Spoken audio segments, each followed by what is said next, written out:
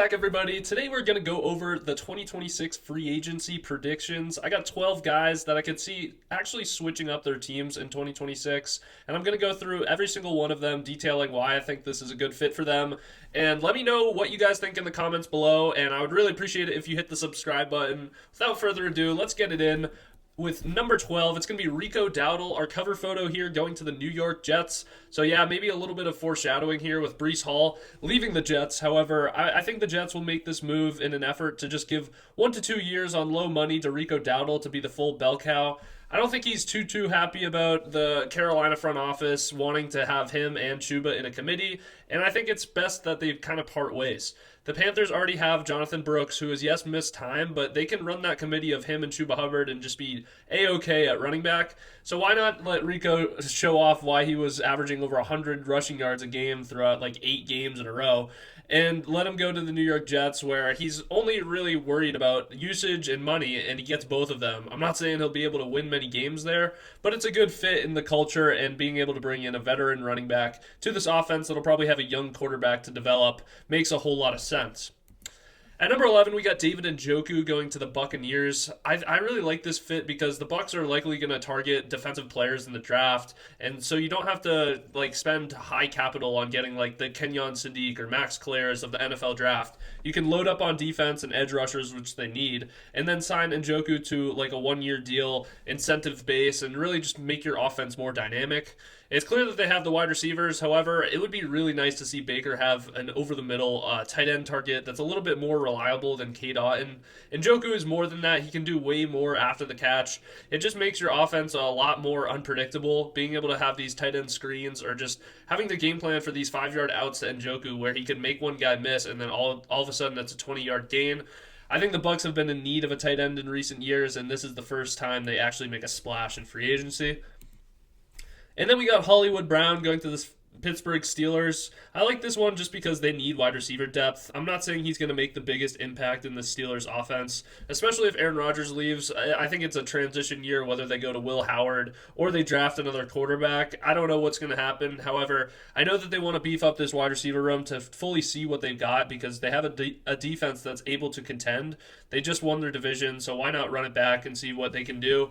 And bringing in as many veteran wide receivers is kind of the Steelers' MO, so would not be shocked if they make this move, as well as drafting a wide receiver in round 1, and really just go into next season with DK, a first-round wide receiver, and Hollywood Brown, and then you're in good setup for whichever quarterback you put into your system. At number 9, we got Wan'Dale Robinson going to the New Orleans Saints. I know the Giants don't want to let him go. However, when money talks, and I think Wan'Dale's going to command a high market price, especially being the shortest player in NFL history to record over 1,000 receiving yards in a season. He was dominant in 2025, and even with Jameis, he showcased his down-the-field abilities. He's mostly known for those short line of scrimmage catches and designed targets as like a check down in the slot. However, he can do much more than that, and I think the Saints will take the gamble on him. They don't want to just rely on Chris Olave and no one else in the receiving core. And for their kind of MO of their offensive system, why wouldn't you want to pair Tyler Shuck with as many weapons as possible to see what you have in him? I think he's going to be a very quality, high prospect quarterback, but I'm not sure if he'll ever eclipse that top 10 quarterback ranking, but neither here nor there. You want to surround him to see what he's got in order to contend in this weak division. And if you go into the season with Olave, Wan'Dale, and Juwan Johnson, and if you draft a running back, I'm not saying they have to draft Jeremiah Love at pick number 8, but if you go with a second-round running back or you sign another running back, you're going into the offense in 2026 with a whole lot of playmakers and not having to target Chris Olave 10 to 12 times every game. And then going off of Wan'Dale, we got Kyle Pitts. Yes, Kyle Pitts, fantasy legend, at number 8, going to the Tennessee Titans. Another one where I think they're going to try and tag Kyle Pitts, unfortunately. But if he does get into the open market, I think the Titans are going to be big suitors. You want to, similar to the Saints, you want to surround Cam Ward, except he didn't have a wide receiver 1. He didn't have the Chris Olave like Tyler Shuck did. He had absolutely no one. So get Cam Ward some weapons. I still think the potential for him is super high. You got Brian Dable to be your OC. You got Saleh as your head coach. Things are looking around as far as the front office and coaching matters, but you need to actually put some talent on the field to surround your offense. So I think they honestly might go wide receiver at pick number 4. Wouldn't be shocked if they go Carnell Tate or any of the top 3 wide receivers, Tate, Lemon, and Jordan Tyson. But going off of that, you still need other playmakers. It's not like Calvin Ridley at his current age is much of a threat besides down the field over the top targets. So you need an alpha wide receiver, and then why not get Kyle Pitts, one of the biggest field stretchers, basically plays like a wide receiver as a tight end. This would make a lot of sense, and I would really love to see how this would unfold for the Titans. And then at number 7, we got Rachaad White to the Commanders. If there's one that I'm most confident in, it's probably this. I mean, the second the season ended for the Bucs, he was already tweeting and putting stuff on his stories about reuniting with Jaden Daniels. They played together at Arizona State when they were in college, and this reunion makes a lot of sense. Washington was decimated at running back as soon as they traded Brian Robinson. I think they thought they had a little bit more in Bill Krosky Merritt than they actually did. So you saw him and Chris Rodriguez in a committee down the stretch. But you get a good pass protector in Rachaad White, and he can be like the third down back as well as early downs. He proved himself when Bucky was out that he's capable of like taking that 15-plus touch load throughout an NFL game still. But he's not the most explosive running back, but he can definitely get it done, and why not just get the chemistry with him and his former quarterback, especially if he's going to be your pass protector. Into the front half, we got number 6, Malik Willis to the Arizona Cardinals. I like this one strictly because the Cardinals are in a transition year, and at pick number 3, they don't really have an option to take a quarterback with Dante Moore going back to college. So why not just punt on quarterback, give Malik Willis a similar contract to like Justin Fields that the Jets did, and see what he's got. I'm not saying that it's going to really work out whether he's the franchise quarterback or not, but you might have some talent on your hands. In the back half of the year for the Packers, it might just be Matt LaFleur, his coaching style, but Malik Willis looked really, really good, especially on the ground. He knew when to pull it, and he was making turnover-free football a consistent factor for this Packers offense, and it's not like they had the biggest allotment of weapons. So going into Arizona, he could play off Trey McBride and Marvin Harrison and Michael Wilson. You have all the talent around you, and then it allows Arizona to go offensive line, and you get to feel out, is Malik Willis going to be our franchise quarterback? Great. If not, just punt it, and then go draft a quarterback in 2026, but you might as well find out while you still have great offensive weapons to surround him with. At number 5, we got Deebo Samuel making his return to the San Francisco 49ers. I think this is just the disconnect between him and the Commanders. There's not really a need for him on this team at the current juncture. And I say that because they went into last year thinking they had real Super Bowl aspirations, but at this point, with their defense being so depleted and needing of edge rushers, corners, really everything, I don't think they'll be back to the conference championship for a while, if I had to guess. And I know it's unfortunate, but unless Deebo takes a friendly deal, I think the Niners are going to pursue him heavily, knowing that George Kittle is going to be out for a small portion of the year in 2026, and you need to win games early. And Brandon Ayuk's certainly not going to be on that team. So the injury-plagued wide receivers of Ricky Pearsall and Kendrick Bourne, you might as well just get Deebo Samuel. He has the familiarity with Kyle Shanahan and this offense, and just really send them into the sunset for a few years while they're still in a Super Bowl contending window. Number 4, we got Kenneth Walker to the Houston Texans. Another guy where I'm not sure if Seattle will let him walk through the door.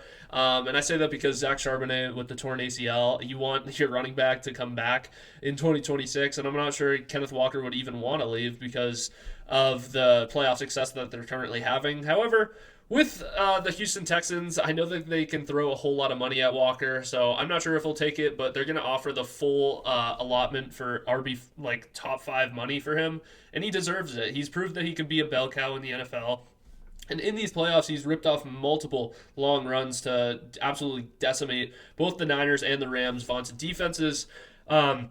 So even if the Texans don't get Kenneth Walker, don't be shocked if they're also pursuing these other running backs, whether it's Rico Dowdle, Breece Hall, Travis Etienne, if they can pry him off the Jaguars, because they really need more offensive playmakers to maybe put some or remove some stress off C.J. Stroud while he continues to develop at this point.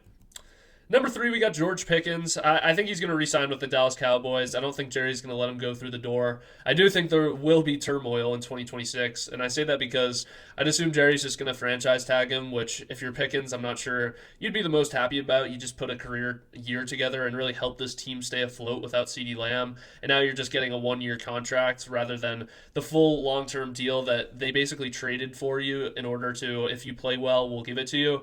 And I don't think he's going to give it to him just yet, so Pickens is probably going to get the tag, but I don't think they're going to let him go because this offense was like a top five offense in the NFL.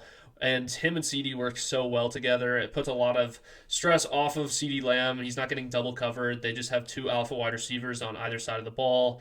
It also allows CD to operate more in the slot, which he is much better at. So I like Pickens going back to Dallas.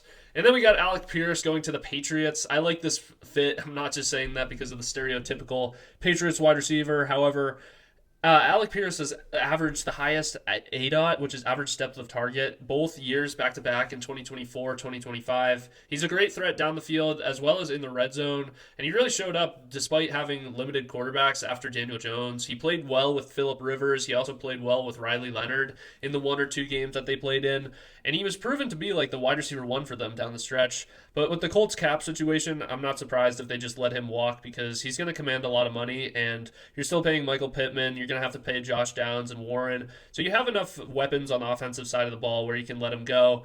But from the Patriots' perspective, you need to surround Drake May with as many weapons as you can while he's still on this rookie deal to make the most of your Super Bowl window here. And Diggs is only getting older, so stay with the youth wide receiver core. You get Alec Pierce, Kayshon Boutte, Demario Douglas, and then you kind of set yourself up for a decent re-signing in 2026. And then at number one, we got Breece Hall. Yes, the talk of the town in free agency. If the Jets don't franchise tag him, I think he's absolutely out of the door. I don't see them signing him to a long-term deal or him agreeing to that unless it's a substantial increase in money compared to everyone else. But the Chiefs had interest in him at the deadline, so did the Texans and even the Chargers. But I don't think the Chargers will have too much interest now that they moved on from Greg Roman, who really loved those two running back systems. But Breece Hall to the Chiefs, I think they're going to assign him to a long-term deal. He grew up nearby. He went to, well, I shouldn't say grew up. He went to college nearby at Iowa State. So you get that hometown feel. He would like to be in that area, and he wants to contend and play in meaningful games. And being the lone bright spot on the Jets for the past few years, he doesn't get any national media recognition, but he's much more talented than people actually believe. And Breece Hall would make this Chiefs offense way more than the one-dimensional current system that they're having to run, where they're pretty much running through the air, quick screens in order to get short yardage. But with Breece Hall, you can run it 20-plus times and get back to that true Kansas City identity when they were so dominant. And that's going to wrap up our top 12 free agency predictions. Comment below which one was your favorite, and please subscribe for more. I would really appreciate it. And that's going to do it.